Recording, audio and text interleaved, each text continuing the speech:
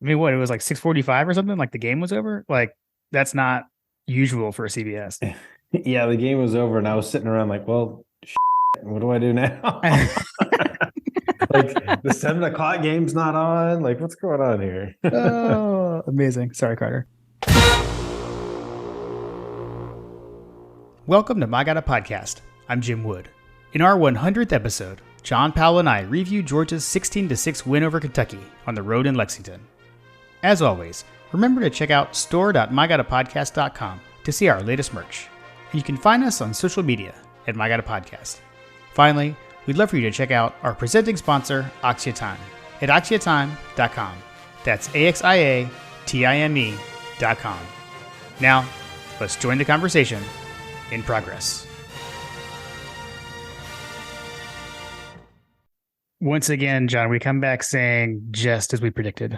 Yeah, dude, just as we predicted, everything exactly as we planned panned out. Oh my Like gosh. I batted 1,000 on coaches over unders. Just I was just so relaxed all day long. Oh man. I mean, like never would I have expected that we would only score 16 points against them. That was crazy. Like, I had said that their defense was good, but I still didn't expect that. And it wasn't necessarily all give them credit, but it's definitely a lot of self-inflicted stuff and then just kind of shutting it down. Yeah.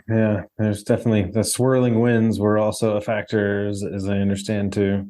They were, yeah. So quickly on that, did want to shout out. So we had some eyes in the stands. So some old friends of mine, Brad Kovacic and Adam Weinstein, they were at the game, and so they sent me that picture that I posted from the podcast account, like from a view in the seats.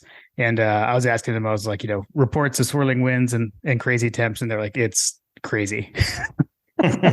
So thanks Brad and Adam for the intel inside the stadium. But yeah, it sounds like the wind was nuts. I mean, they had like the sideline report from the game showing how like I think like at the top of the stadium the wind was going one way, and then at the goalpost it was going another way, and then like on the field it was just like blowing the pom-poms everywhere.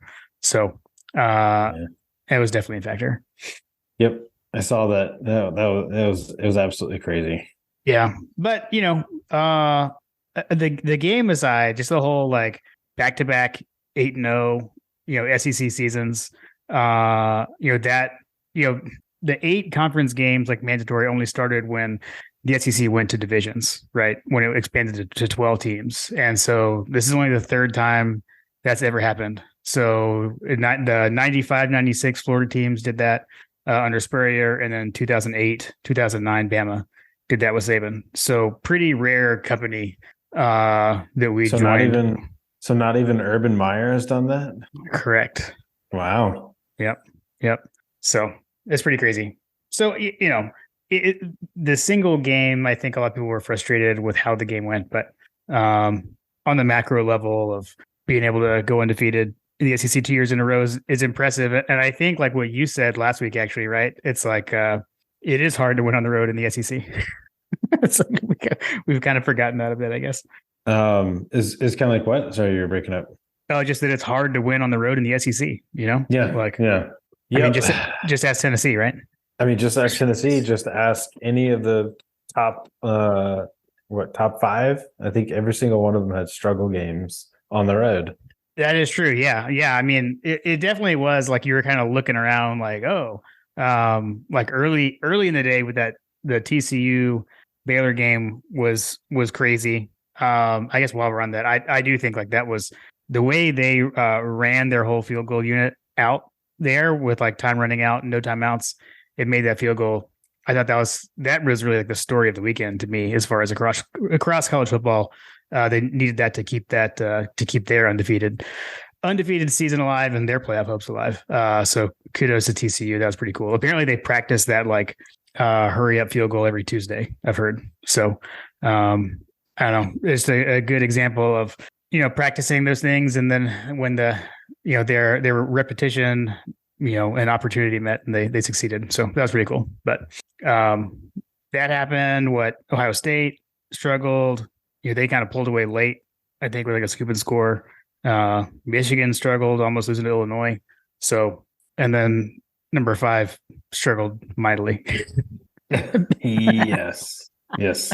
uh, Man.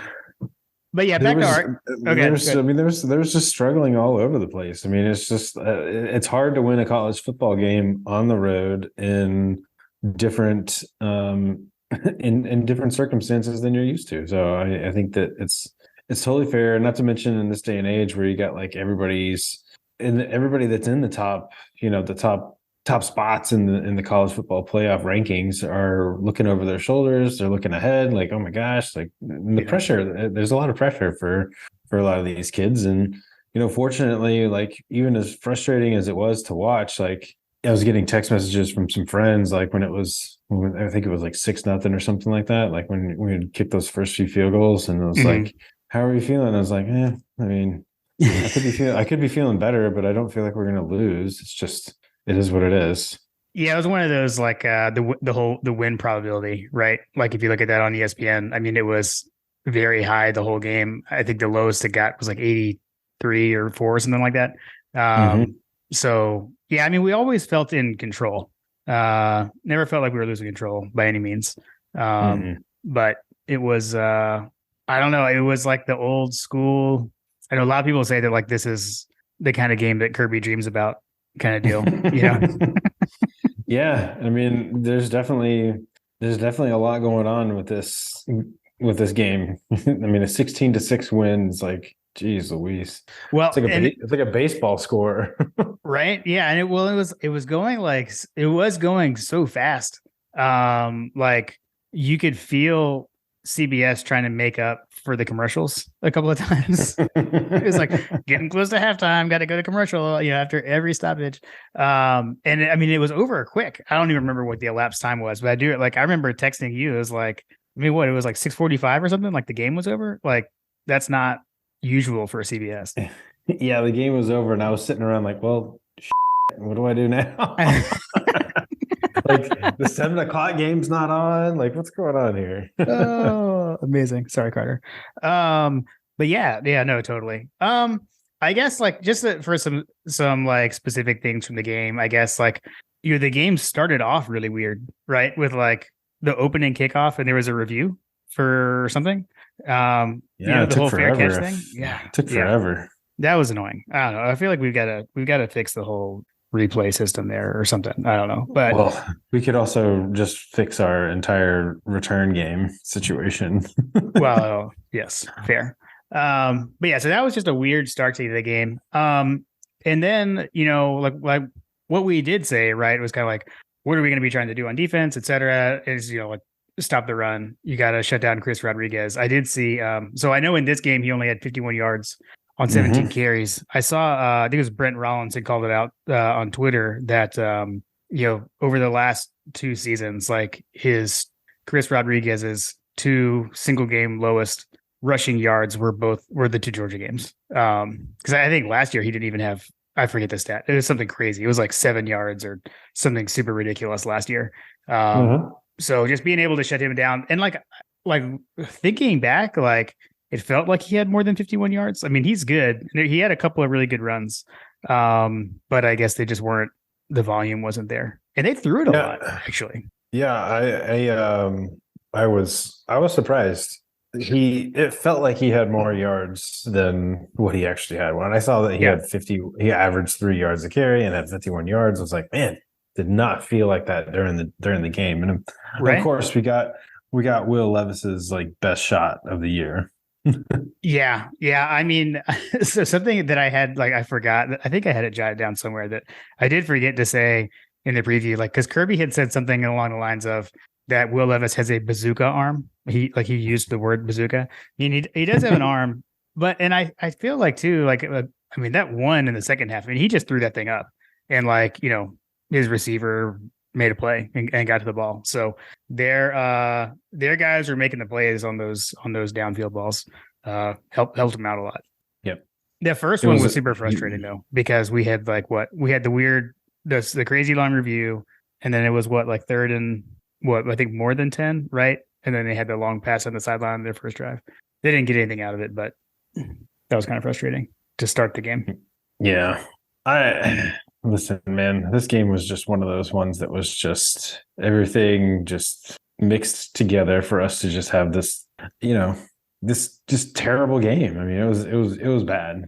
It was Yeah. bad. It's almost like, I don't know, like the conspiracy theories, like, are we trying to manufacture? Did we just decide? Did we just decide we needed to run the ball no matter what, and damn the consequences?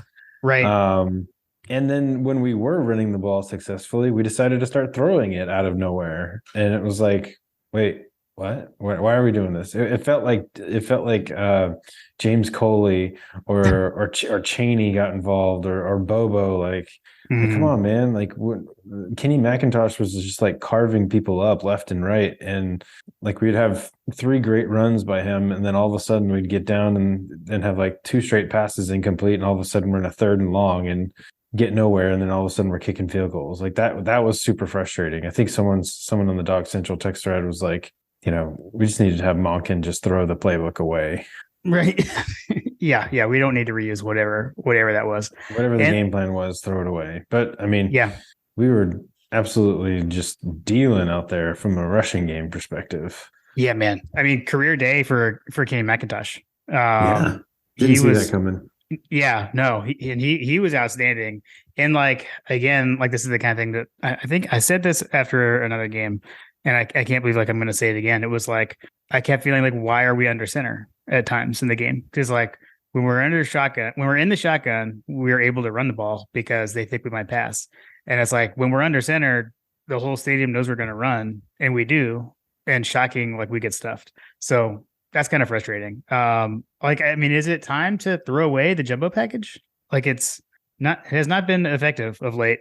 I jokingly said that it's because we don't have Jordan Davis at tight end anymore, in that, like, as the 3rd tight end in that set this season, obviously. But like, I feel like we don't know how to run behind that package, because like our guys aren't. The running back is not following Jalen Carter. It's like Jalen Carter will actually like have a lane for the back to run in if they go off his hip, and they don't. Like, they're either like directly behind them or they go somewhere else. It just feels like, I'm assuming most of our reps are like out of the shotgun running.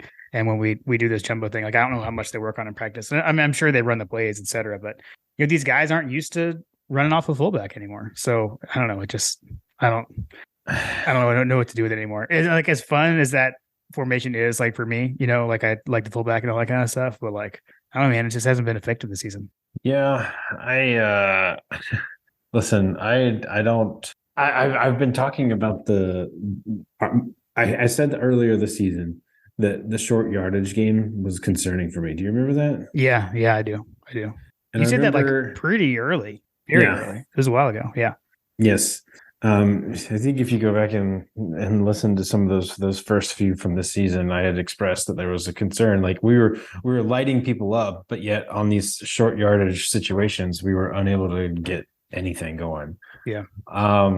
That's kind of been, by and large, I mean, especially in this last game, that's kind of what that kind of panned out. I was like, man, it's just one of those red flags. And let me just tell you, we get down to the goal line again, and we're unable to punch it in multiple times. Like, I don't like where this is going. Is kind of, if it gets down to where we have to win a college football playoff on the goal line, do you trust that we're going to figure it out? Yeah. Well, that's where you hope that, Monken's holding the good plays for that. Well, so here's the thing. It's like, I don't know what to make of that. To a certain extent, like, I get it. If you want to try to run it down someone's throat and like impose our will and that kind of thing, which I know that like they all get off on that kind of stuff, which, frankly, I do too. Like, I just love to just have the little cannonball, Dejon Edwards, just banging up the middle.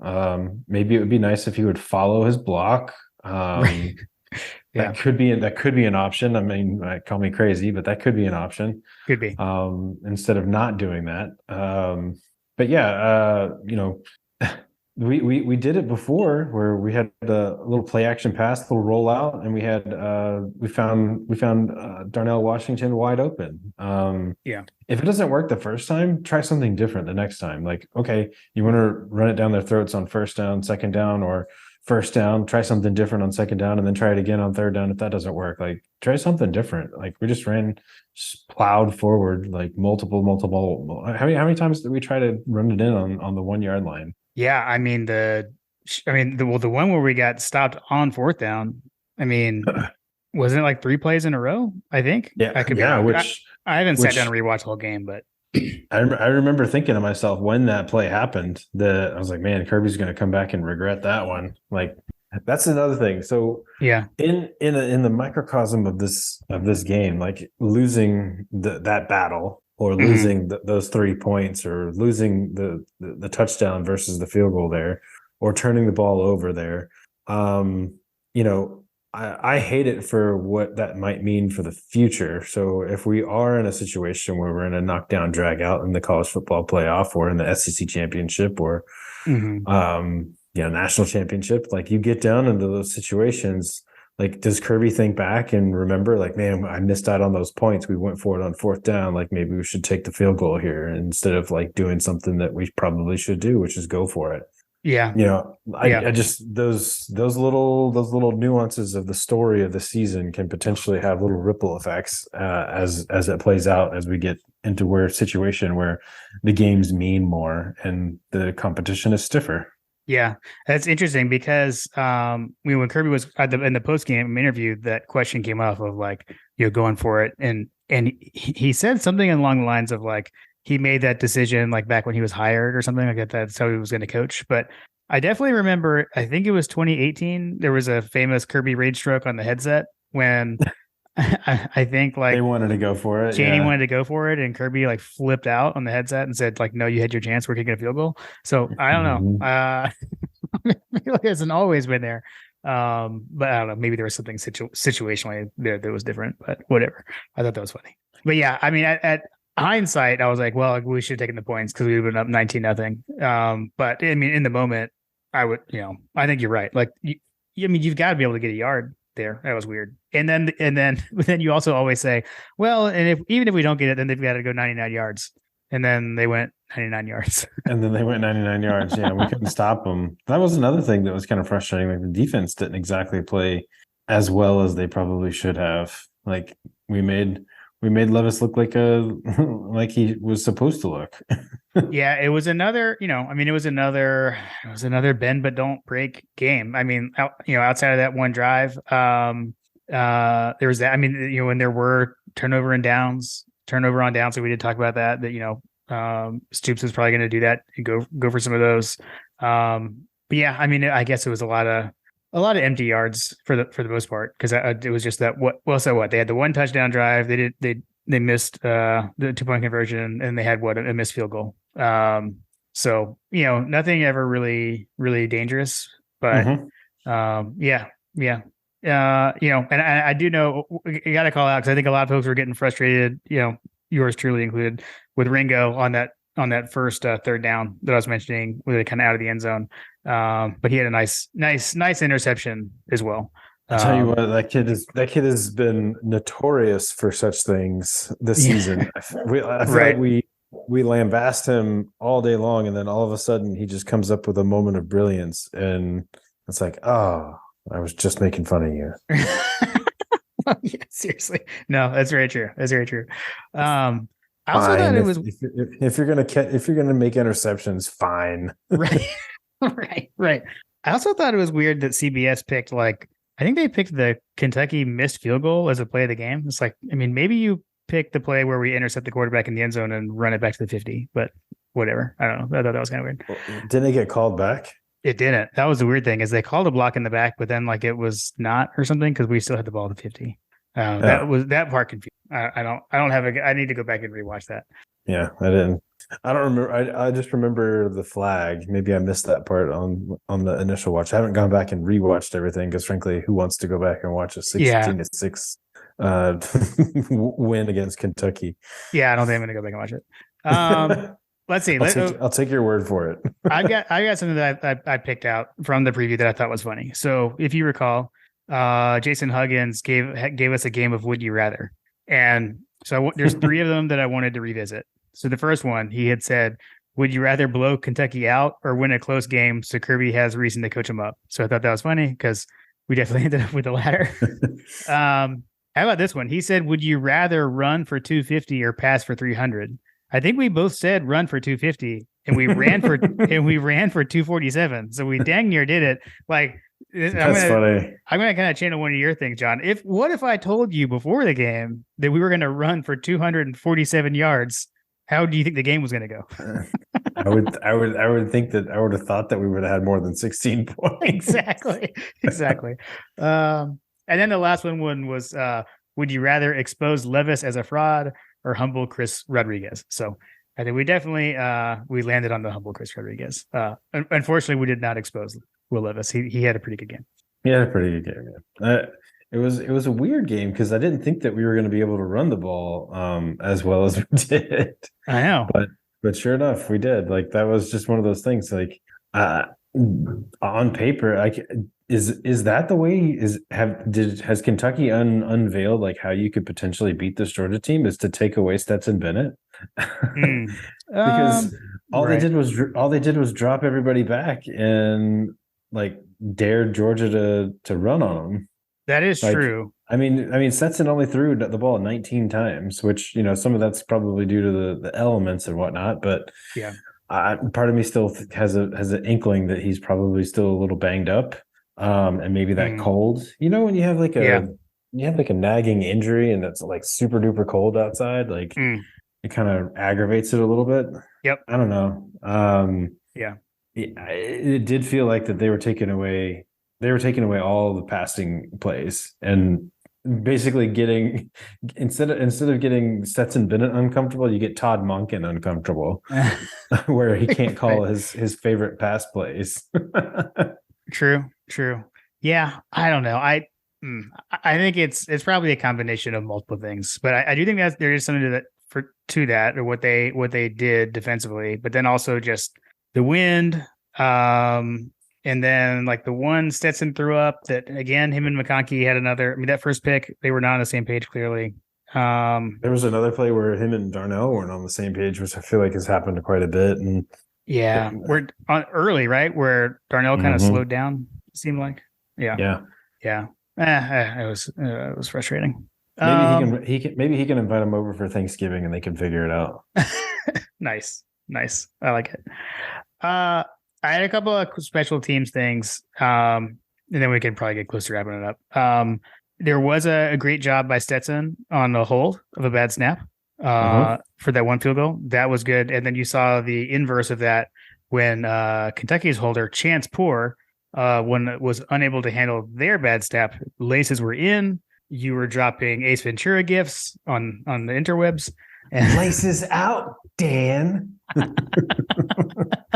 And their kicker missed that field goal. So, and then I don't know why I jotted this down so much, but the whole punt catch interference thing on Nyland Green, I thought was weird. Whatever, like it didn't impact the outcome of the game, but I felt like their punt returner was actually like trying to block Nyland Green from trying to down the ball, and then whatever. I guess not a huge deal, but was kind of weird. That was weird. Cool. Yep. But go ahead. No, I was just saying. Yep. Everything was weird. This is a weird game. Although Dominic Blaylock, leading wide receiver for the University of Georgia. Welcome back, sir. Oh man, I didn't even notice that. Yeah, 2 catches, 38 yards. Nice. Brock Bowers probably had one of the worst nights of his entire career. 2 catches for 10 yards. Yeah, everything was so. I don't know. Well, I mean, to your point, the whole like only 19 attempts for Stetson. Very weird. Like I wouldn't have thought you're gonna have that, and then Levis throwing it 31 times. I wouldn't have thought that before the game either. That would be so. There would be such a big discrepancy between those two. That was definitely a surprise. Yep. All right. Well, why don't we take a quick moment to remind everyone that season 3 of My God, a Podcast is presented by Oxia Time. Oxia Time is a custom watch company, and you've got to go check out their 2021 Georgia National Championship timepieces. John and I both have one, and we love wearing them on game days. Be sure to go check them out at oxiatime.com. That's AXIATIME.com. They've got 3 different watches now, 2 men's watches, a standard, and then a blackout watch. And there's also a ladies' watch available now as well. And reminder that exclusively for our listeners, you can get 10% off these timepieces by using the code MyGottaPodcast at checkout. Yep. Let's wrap up, or we can talk about anything else if you want to, but let's acknowledge the coaches over unders. So neither of us had a good week, but you were able to steadily maintain your lead. So we both went 3 and 5. So you still have the same lead as you did before. We both were quite bad. I know we both went over on the offensive over unders, which I guess is to be expected when Georgia ends up scoring 16 points. So we were definitely not anywhere along those lines. I have a clear path to victory. I can just continue to mimic your picks. See, this is why we alternate every turn. Yeah. Now I got to make sure that I hold to that person mental note. Alternate with John. Strategery. Oh man, yeah. So then the game ends early. And yeah, I'm not exactly sure when all the next round of games started, right? Because the Tennessee game, that was a 7:00 game, right? I gotta say, sitting around and watching that, I still can't entirely believe that it happened that way. We'll say, like, I hated when Hooker got hurt. That really stunk. Hated that was part of it. I mean, the game was over at that point, but I just hate that for him. Yeah. So hopefully, he's able to heal up and get prepared for the NFL draft. So hated that. But I mean, man, like, they just got boat raced. It was fun to watch. I was very upset at Logan Booker. On Second String podcast, he had mentioned that he was going to be in a drunken Twitter Spaces after South Carolina won against Tennessee, and I was trying to hold him to it. I haven't heard back. I need to text him. Oh, that's funny. Hey man, you kind of owe the people a drunken Twitter Spaces making fun of Tennessee. Okay, so I haven't listened yet, but I know that they did release an episode. They released an episode earlier in the week than they usually do. I believe it was dedicated to that in some fashion. Maybe, I don't know, just based on the title of the episode. But I haven't, like I said, I haven't had a chance to listen yet. We'll have to go check that out. See if maybe that's where Logan caught up on that with you. But yeah, no, I mean that's the whole, like, kind of focus on what's in front of you. They got so caught up, worried about making their playoff case. Kind of forgot that they had to win the rest of their games to do that. And that's just another reminder that it's hard to win games on the road in the SEC, and to never, ever let go of the intensity that you have in these matchups. And so to a certain extent, it's frustrating. We're still number one. We're going to be number one as long as you continue to win. And there's really not much else to say other than, what we're witnessing here. I feel like that we keep saying it week in, week out when these tough games kind of come up. You feel like that this is a type of game that we lose 10 years ago. Right. And in the era of Kirby Smart, we're winning them. And I would much prefer winning than losing these types of games all day long.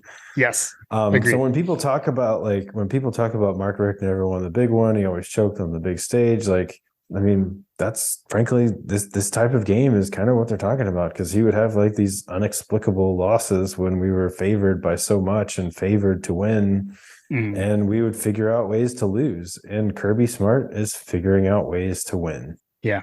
Yeah, man. Yeah. I mean, a day when your offense isn't working, you shut it all down. I guess we would have kept it a little bit more open if the score was tighter, but we didn't have to worry about that because we weren't letting them into the end zone, except for that one time. Well, you say that, but like there were instances where we were grinding them, and then all of a sudden we started throwing it deep. And again, it goes back to the playbook. Like, man, What the heck, guys? Like, just throw that playbook away. Take what the defense gives you. If it's working, like, do it, run it until they stop it. And there were certain points that we just frankly didn't do that. Yeah, no, I totally agree. I feel like, Todd Monken needs to listen to us with this, which I feel like he usually does do that. The whole, like, take what the defense is giving you. and I don't know, kind of gotten away from that a little bit of late. So hopefully we can get that back on track. Yeah, seriously. Can we just like blow everybody out the rest of the way, please? I would have no problems with that, especially these next guys, because we know I've got no love lost for them. There's a game this weekend? No, allegedly there is. I thought it was a holiday. Not, I mean, yeah, on Thursday, holiday Thursday.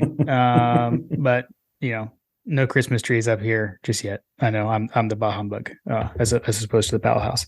The Powell House is like, my wife is like, we've got like less than 30 days to get to Christmas, and I want to enjoy this stuff. So I'm literally looking at Christmas trees right now in front of my face. Nice.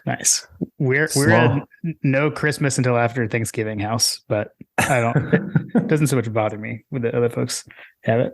My mom is listening right now and is just like shuddering because it's like Christmas year round at their house. So I've been to the house, can confirm. Amazing. Cool. All right, man. I don't know. Anything else on the 16-6 cold game? I've got nothing. Go Dogs. Go Dogs.